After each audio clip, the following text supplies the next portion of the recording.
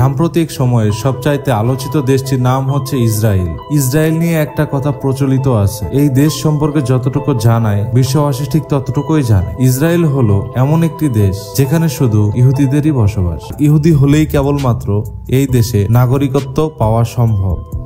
পুরো পৃথিবীতে 1,70,00,000 ইহুদি রয়েছে, তার মধ্যে ইসরায়েলে বসবাস করে 90 লক্ষ ইহুদি। মধ্যপ্রাচ্যে ক্যান্সারও বলা হয় এই দেশটিকে। দেশটির জীবনযাত্রার মান সমগ্র মধ্যপ্রাচ্যের সর্বোচ্চ, এশিয়ার 5ম এবং বিশ্বের 19তম। ইসরায়েলের নারীরা বিশ্বের সবচাইতে সুন্দরী বলে খ্যাত। তারা সবাই অন্যান্য দেশের নারীদের তুলনায় বেশ উগ্র। টাকার জন্য তারা সবকিছুই করতে পারে, এমনকি পতিতাবৃত্তিও।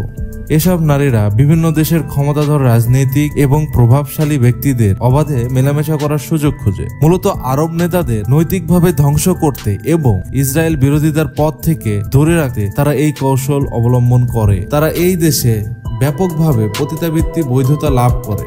তাছাড়া ইসরায়েলকে মধ্যপ্রাচ্যের সমকামী দেশও বলা হয়, কারণ এই দেশের সমকামীর সংখ্যা পৃথিবীর সবচাইতে বেশি। উইকিপিডিয়া তথ্য অনুযায়ী যৌন বাণিজ্য থেকে ইসরায়েল প্রতি বছর 500 মিলিয়ন রাজস্ব আয় করে থাকে। ইসরায়েল এমন একটি দেশ যেখানে প্রাপ্তবয়স্ক সকলের জন্য সেনা প্রশিক্ষণ বাধ্যতামূলক। পুরুষদের প্রশিক্ষণের মেয়াদ 3 বছর এবং নারীদের 2 বছর। শুনতে অবাক লাগলেও সত্যি যে ইসরায়েলে যতজন নাগরিক রয়েছে ঠিক ততজন সেনা সদস্যও রয়েছে। বিশ্বের সবচাইতে উগ্র, ভয়ঙ্কর এবং শক্তিশালী গোয়েন্দা সংস্থা বলা হয় মোসাদকে, যারা ইসরায়েলের হয়ে কাজ করে। ইসরায়েল সাময়িকভাবে বেশ শক্তিশালী। বিশ্বের সবচাইতে গোপনীয় এবং অসহ্য পারমাণবিক কার্য চলা ইসরায়েল গোয়েন্দা সংস্থা বলা হয় মোসাদকে, যারা ইসরায়েলের হয়ে কাজ করে। ইসরায়েলের সাময়িকভাবে বেশ শক্তিশালী। বিশ্বের সবচাইতে গোপনীয় এবং অসহ্য কার্য তারা পরিচালনা করে। দেশটি পারমাণবিক বোমার অধিকারী হয়, তবে কোথা থেকে এবং কিভাবে পারমাণবিক বোমা তৈরির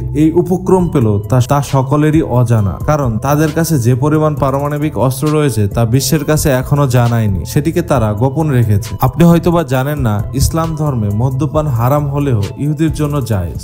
অন্যদিকে মুসলমানদের জন্য উটের মাংস এবং চিংড়ি হালাল হলেও ইহুদিদের জন্য তা হারাম। ব্রিটিশ সেক্রেটারি মিনিস্টার বেলফারাস মানুষের 17 সালে ইসরায়েলকে রাষ্ট্র প্রতিষ্ঠার জন্য ঘোষণা দেয় এবং তার মাধ্যমেই ইসরায়েল রাষ্ট্রের জন্ম হয়। এর মাধ্যমে ব্রিটিশ শাসিত ফিলিস্তিন রাষ্ট্র 2 ভাগে বিভক্ত হয়। এক ভাগ ফিলিস্তিন এবং অন্য ভাগকে ইসরায়েল করার সিদ্ধান্ত নেওয়া হয়। 1949 সালে চুক্তি অনুযায়ী আয়তন হওয়ার কথা ছিল 2770 বর্গ কিলোমিটার, কিন্তু ইসরায়েলের বর্তমানে 27,800 বর্গ কিলোমিটার। ইসরায়েল বাংলাদেশ থেকে 7 গুণ ছোট।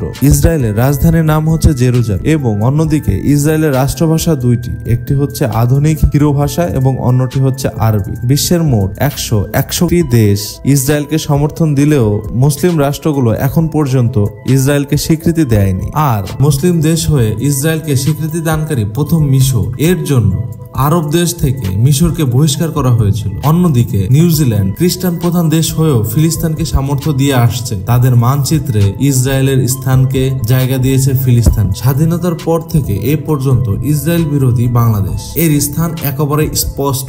ফিলিস্তিন স্বাধীন রাষ্ট্রের পক্ষে বাংলাদেশের অবস্থান নিয়েছে একদম শুরু থেকে।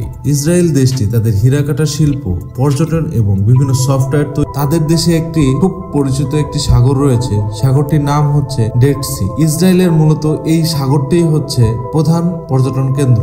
এই সাগরে কোনো কিছুই ডুবে না। আপনি যদি সাঁতার নাও জানেন আর এই সাগরে ঝাঁপ দেন, তবুও ডুবে যাওয়ার কোনো ভয় নেই। ডেড সি সম্পর্কে আপনারা যদি আরো জানতে চান, অবশ্যই আমাকে কমেন্ট করে জানাবেন। আপনাদের জন্য একটি নতুন ভিডিও আমি নিয়ে আসব। নিয়মিত এমন আরো অনেক ভিডিও পেতে আমার চ্যানেলটিকে সাবস্ক্রাইব করে বেল আইকনটি প্রেস করে দিবেন। আর এই মুহূর্তে ভিডিওটি যদি আপনারা ফেসবুকে দেখেন, তাহলে অবশ্যই পেজটিকে লাইক এবং শেয়ার করে দিবেন এবং আমাদের পেজটিকে ফলো করে দিবেন। সকলে সুস্থ থাকুন, ভালো থাকুন, ধন্যবাদ।